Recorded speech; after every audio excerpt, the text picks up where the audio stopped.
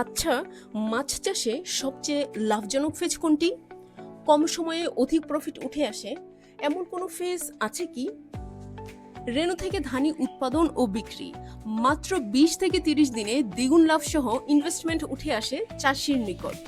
চলুন আর কথা না বাড়িয়ে সরাসরি চাষ পদ্ধতিতে চলে যাই। ও, তবে একটি সতর্কতা তো আছেই।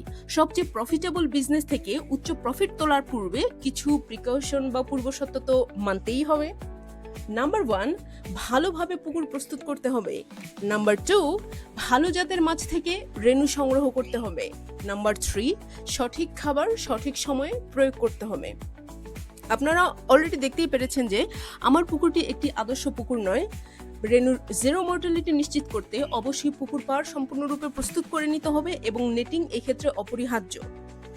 পুকুরের পানিতে রোটেনন প্রয়োগ করে সকল প্রকার অবাঞ্ছিত মাছ দূর করে চুন প্রয়োগের মাধ্যমে পুকুর প্রস্তুতি সম্পূর্ণ করতে হবে এবং কাঙ্ক্ষিত দিন রেণু স্টক করতে হবে সকাল অথবা বিকালের দিকে, যেন পানির তাপমাত্রা খুব বেশি না থাকে, কেননা রেণুর তাপমাত্রা ফ্লাকচুয়েশন টলারেন্স অনেক বেশি খারাপ।